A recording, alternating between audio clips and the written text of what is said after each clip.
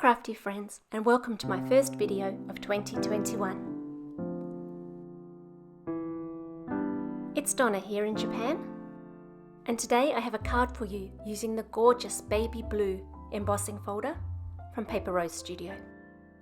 This folder would be gorgeous to use just on its own, but today I want to add a little bit of colour to my background. There are two ways I could do this. I could ink blend directly onto the paper, and then the whole design would have an equal amount of ink. But I would really like to have the leaves standing out as less coloured than the background. So what I'm going to do is ink up the embossing folder very gently.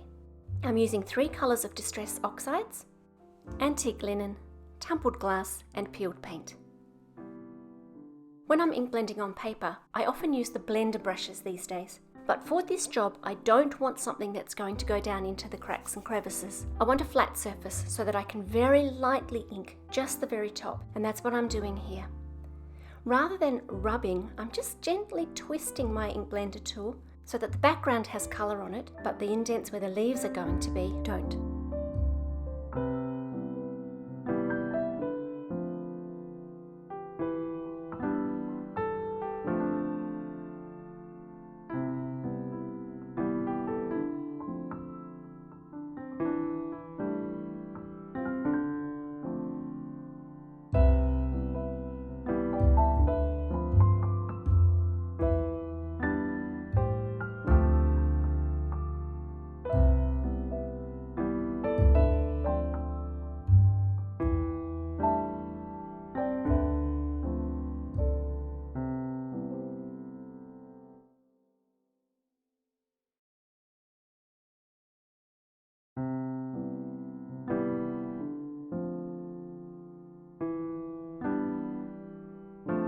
Now I want the colour to kind of move around a bit on the paper, so what I'm doing is spritzing the paper with clean water.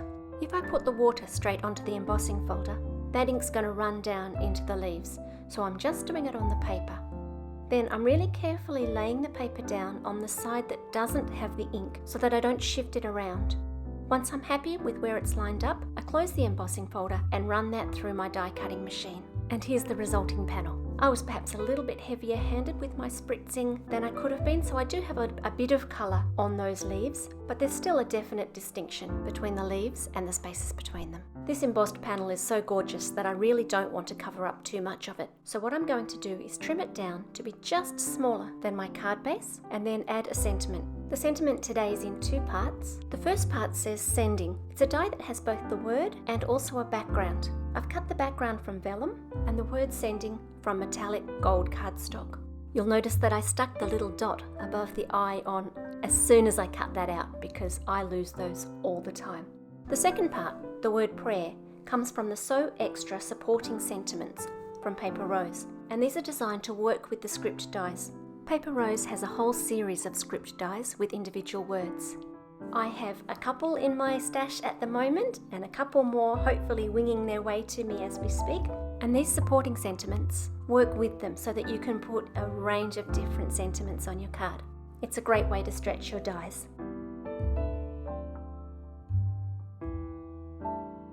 I've used my trimmer to cut the black sentiment up, and then using a Memento tuxedo black marker, I'm just working my way around the outside so that you can't see the white core of the card. Whenever I do this, I always hold the main body of my pen on the back of the paper.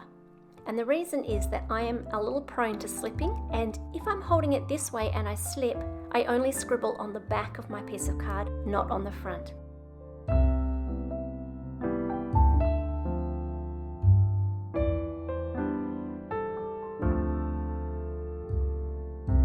This panel has taken a little bit of water and I don't want it to warp. So as well as putting my foam tape around the outside of the panel, I'm also just placing a little piece in the middle so that the middle doesn't collapse.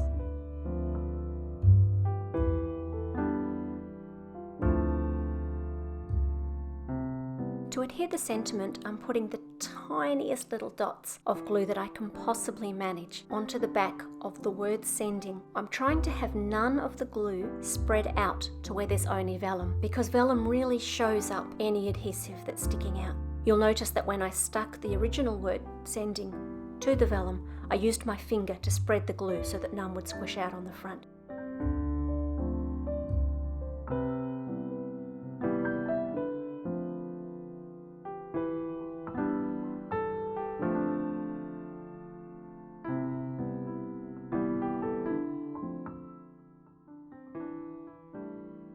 Finally, I've added a few sequins. I've done these from top left to bottom right because that's the way our eye naturally flows because we're used to reading in that direction. Perhaps since I'm living here in Japan at the moment, I should be thinking about putting them the other way too, because the traditional Japanese way of reading is from top right to bottom left. If you've enjoyed this video, please let me know by pressing the little thumbs up button. If you'd like to see more card making videos, press the subscribe button and you won't miss out. Thanks for joining me today, everybody. Stay safe.